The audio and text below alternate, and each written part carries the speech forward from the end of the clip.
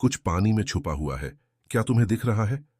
जरेनिया close calls with whales अक्सर होते हैं, जितना तुम एक्सपेक्ट करते हो उससे ज्यादा। और इन वीडियोस में जो लोग बचे हैं, उनका बच जाना किस्मत का खेल है। पर सोचो, अगर वो इतने लकी नहीं होते तो क्या होता? क्या एक इंसान का बॉडी सरवाइव कर सकता है अगर वो एक व्हेल के अंदर चला जाए? क्या ऐसा कभी पहले हुआ है?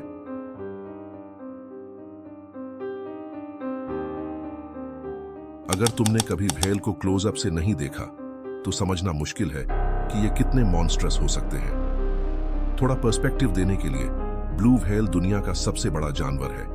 उसकी जुबान अकेली एक हाथी जितनी भारी होती है और उसके मुंह में 400 से 500 लोग आराम से फिट हो सकते हैं। लेकिन तुम्हें टेंशन लेने की जरूरत नहीं है, क्योंकि इन व्हेल्स का एनाटॉमी हमें निगलने के लायक नहीं है।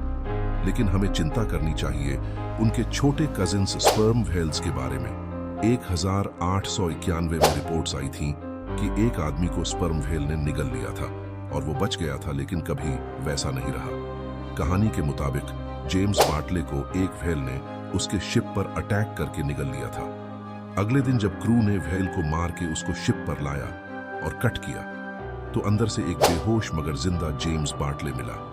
उसका चेहरा और बाहें सफेद पड़ चुकी थीं और वो अंधा हो चुका था, व्हेल के पेट के एसिड्स के कारण। लेकिन जैसे जैसे साल गुजरते गए, लोगों ने इस कहानी में फ्लॉज ढूंढने शुरू किए और ये सवाल उठाया कि क्या जेम्स सच में एक व्हेल के अंदर गया था?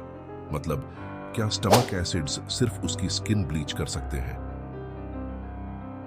साइंस के पावर से हमने इस स्टोरी को क्लोजली देखा और जल्दी ही ये पता चल गया कि अगर तुम्हें एक व्हेल ने निगल लिया तो शाइनी व्हाइट स्किन के साथ वापस आना तुम्हारी सबसे छोटी चिंता होगी। तो पहली चिंता जो तुम्हें होनी चाहिए वो है स्पर्म व्हेल के दांतों से छुटकारा पाना। हर दांत लगभग 20 सेंटीमीटर लंबा होता है, जो एक एवरेज शेफ्स नाइफ के बराबर है, और व्हेल के पास ऐसे 40 से 50 दांत होते हैं। अगर तुम उनसे बच गए तो तुम्हारी जर्नी व्हेल के गले के नीचे शुरू होगी। यहाँ अंधेरा और चिपचिपाहट तो होगी ही, साथ ही तुम्हें ऑक्सीजन की कमी और मीथेन गैस की बढ़ावट की वजह से सांस लेने में दिक्कत होगी। जैसे जैसे व्हेल के गले के मसल्स तुम्हें नीचे धकेलने के लिए कॉन्ट्रैक्ट होंगे, तुम्हें हाइड्रोक्लोरिक एसिड अपनी स्किन को खाने लगता महसूस होगा। मुझे पता है तुम सोच रहे होगे, हमने अभी व्हेल के अंदर स्टेप रखा ही था कि जेम्स बार्टले की कहानी ऑलरेडी थोड़ी सस्पिशियस लग रही है, और तुम गलत नहीं हो। लेकिन अगर अभी रुक गए तो मजा क्या? अगला स्टेप होता है तुम्हारा पहला स्टमक में ड्रॉप होना, जो व्हेल के 4 स्टमक में से सबसे बड़ा होता है।